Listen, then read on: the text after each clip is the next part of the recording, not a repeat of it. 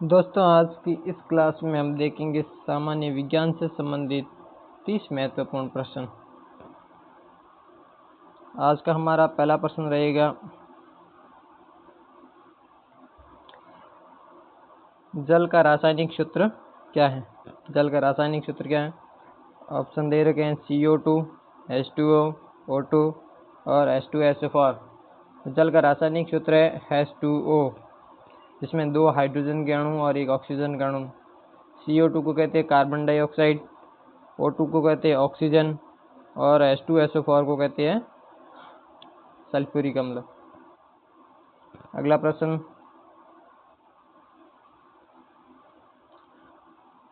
मनुष्य की शरीर में सबसे बड़ी ग्रंथि कौन सी है? मनुष्य के शरीर की सबसे बड़ी ग्रंथि कौन सी है? ऑप्शन है अग्नाशय, यकृत, थायराइड, लार ग्रंथि।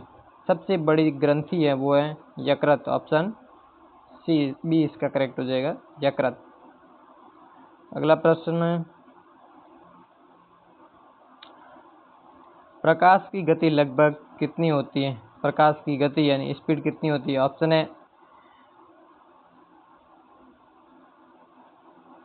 3 लाख किलोमीटर प्रति सेकंड, 1.5 लाख किलोमीटर प्रति सेकंड, 3 लाख मीटर प्रति सेकंड और 1 लाख किलोमीटर प्रति घंटा। तो जो इसका राइट आंसर जो होगा ऑप्शन ए रहेगा, 3 लाख किलोमीटर प्रति घंटा। और इसका शॉर्ट रूप जो लिखते हैं वो लिखते हैं 3 गुणा 10⁸ मीटर पर सेकंड। ये रहती है प्रकाश की साल। अगला प्रश्न है, सूर्य किस प्रकार का तारा है? ऑप्शन है नीला बौना, लाल दानव, पीला बौना और ये सुपरनोवा। तो ऑप्शन सी इसका करेक्ट हो जाएगा, पीला बौना। अगला प्रश्न है 5 नंबर, रक्त का शुद्धिकरण किस अंग के द्वारा होता है? ऑप्शन है यकृत, हृदय, फेफड़ा और वक्र। जो रक्त का शुद्धिकरण है वो किसके द्वारा होता है? वक्र। ऑप्शन डी इसका करेक्ट हो जाएगा, वक्र, जिसे गुर्दा या किडनी के नाम से जानती है। अगला प्रश्न, पाचन की क्रिया मुख्यतः कहाँ होती है? पाचन की क्रिया। ऑप्शन है आमाशय, छोटी आंत, बड़ी आंत और मुंह। तो पाचन की जो प्रक्रिया मुख्य रूप से जो होती है वो होती है छोटी आंत। ऑप्शन इसका बी करेक्ट हो जाएगा। अगला प्रश्न है, विद्युत धारा की इकाई क्या है? विद्युत धारा की इकाई क्या है? ऑप्शन है वोल्ट, वाट, एम्पियर और ओम। इसका जो राइट आंसर हो जाएगा वो क्या हो जाएगा? एम्पियर। ऑप्शन सी, विद्युत धारा की इकाई एम्पियर होती है। अगला प्रश्न 8 नंबर है, कौन सा गैस पौधों द्वारा प्रकाश संश्लेषण में लिया जाता है? पौधों द्वारा कौन सा गैस ग्रहण किया जाता है? ऑप्शन है ऑक्सीजन, नाइट्रोजन, कार्बन डाइऑक्साइड और हाइड्रोजन। ऑप्शन सी इसका करेक्ट हो जाएगा, कार्बन डाइऑक्साइड यानी CO2 का वो ग्रहण करते हैं और ऑक्सीजन हमें वापस प्रोवाइड करते हैं। O2 क्या करते हैं? वापस देते हैं हमें। अगला प्रश्न है 9 नंबर, कौन सा विटामिन रतौंधी रोग के लिए उत्तरदायी होता है? ऑप्शन है vitamin A, vitamin B, vitamin C और विटामिन डी। रतौंधी रोग के लिए विटामिन ए उत्तरदायी होता है। ऑप्शन ए इसका करेक्ट हो जाएगा, विटामिन ए की कारण। विटामिन बी से बेरीबेरी, विटामिन सी से स्कर्वी और विटामिन डी से आपको आंसर कमेंट करना है। अगला प्रश्न 10 नंबर है, पानी में घुलनशील विटामिन कौन सा है? पानी में कौन सा विटामिन घुल जाता है? ऑप्शन है ए और डी, बी और सी, ई और के, ए और ई। तो विटामिन जो घुलनशील होती है उसका ऑप्शन बी करेक्ट हो जाएगा, विटामिन बी और सी। विटामिन बी और जी जो पानी में घुलनशील होते हैं। दोस्तों, अगर आप नए हो तो चैनल को सब्सक्राइब जरूर करके रखना और क्लास को लाइक जरूर करना। प्रश्न 11वां है, मनुष्य के शरीर में कुल कितनी हड्डियां पाई जाती हैं? वो किस हड्डियां? वयस्क के अंदर कितनी हड्डियां हैं? ऑप्शन है 300 से 200 से 210 और 208। ऑप्शन इसका बी करेक्ट हो जाएगा, 206 हड्डियाँ वयस्क मनुष्य के शरीर के अंदर पाई जाती हैं। अगला प्रश्न है, दूध में पाया जाने वाला प्रमुख शर्करा कौन सा होता है? दूध में कौन सा शर्करा पाया जाता है? ऑप्शन है सुक्रोज, ग्लूकोज, लैक्टोज और फ्रक्टोज। ऑप्शन सी इसका करेक्ट हो जाएगा, लैक्टोज, जो कि दूध के अंदर पाया जाता है एक शर्करा, जिससे दूध में थोड़ा मिठास होता है। अगला प्रश्न है, विटामिन डी की कमी से कौन सा रोग होता है? ऑप्शन है एनीमिया, रतौंधी, स्कर्वी और रिकेटस। तो विटामिन डी की कमी से ऑप्शन डी रिकेटस नामक रोग होता है। अगला प्रश्न है, वायुमंडल में सर्वाधिक मात्रा में कौन सी गैस पाई जाती है? ऑप्शन है ऑक्सीजन, कार्बन डाइऑक्साइड, नाइट्रोजन और हाइड्रोजन। ऑप्शन सी इसका करेक्ट हो जाएगा, नाइट्रोजन, जो कि 78% पाई जाती है। अगला प्रश्न है, किस वस्तु का भार या किसी वस्तु का भार चंद्रमा पर पृथ्वी की तुलना में लगभग कितना होता है? यानी जो भार पृथ्वी के ऊपर है वो भार चंद्रमा के ऊपर जाने पर कितना कम या ज़्यादा हो जाता है?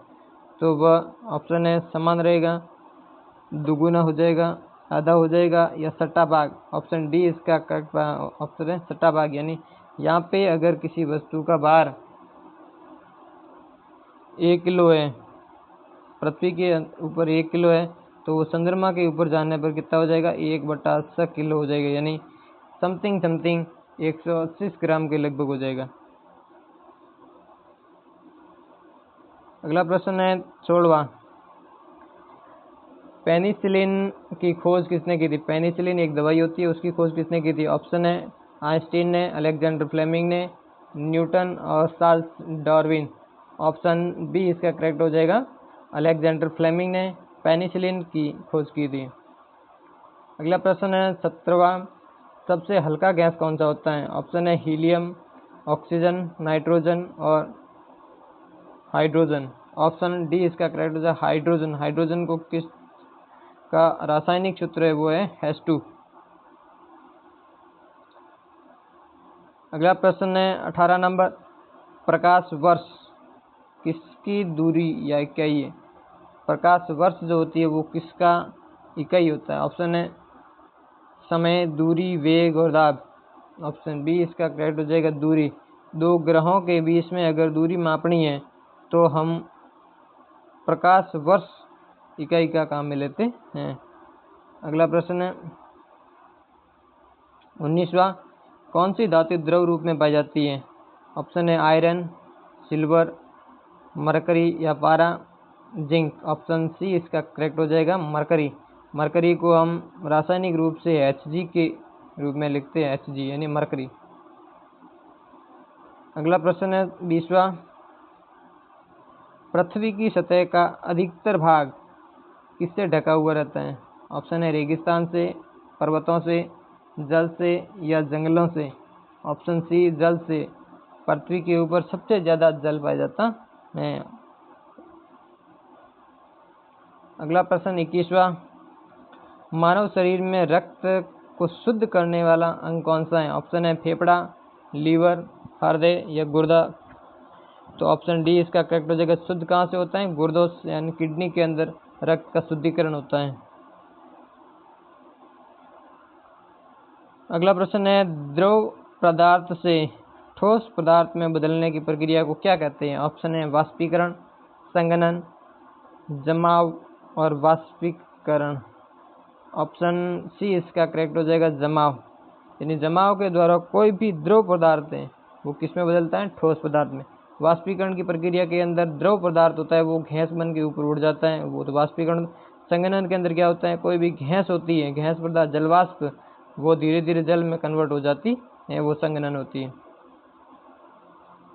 अगला प्रश्न है, हृदय को 4 भागों में विभाजित करने वाली झिल्ली कौन सी होती है? ऑप्शन है लीवर, वाल्व, सेप्टम और धमनी। ऑप्शन सी सेप्टम झिल्ली जो होती है वो कि हृदय के 4 भाग होते हैं, चारों भागों को अलग करने का काम कौन करती है? ये सेप्टम झिल्ली करती है।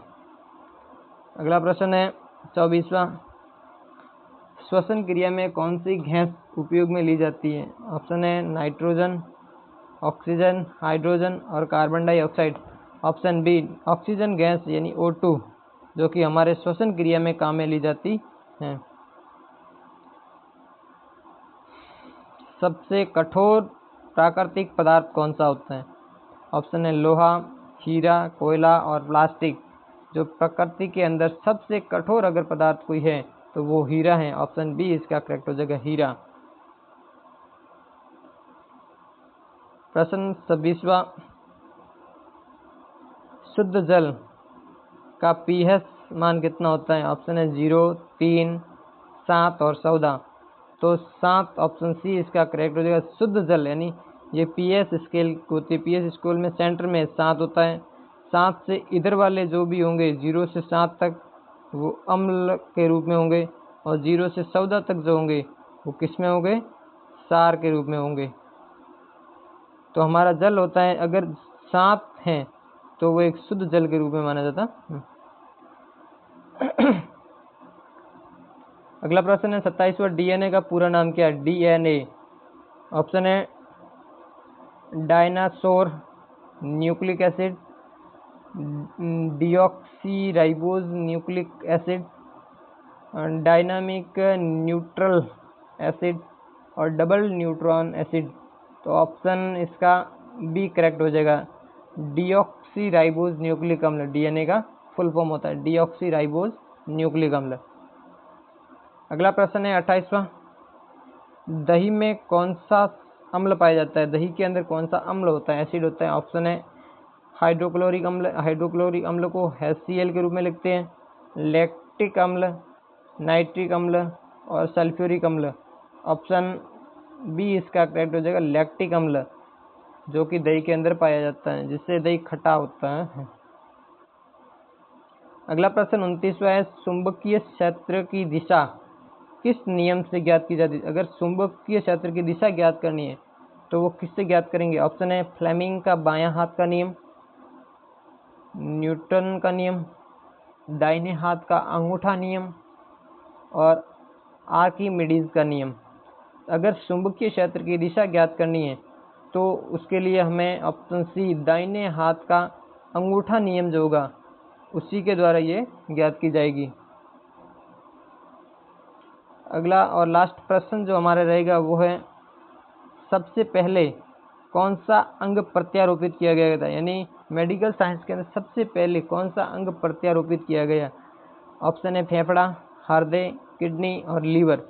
जो किडनी है ऑप्शन सी वो सबसे पहले प्रत्यारोपित किया या कृत्रिम किडनी को लगाई गई थी। दोस्तों आज की हमारी ये क्लास पूरी होती है। आप हमारे इस चैनल पर नए हो तो चैनल को सब्सक्राइब ज़रूर करना और वीडियो अगर अच्छा लगे तो लाइक करना और अपने दोस्तों के साथ शेयर करना।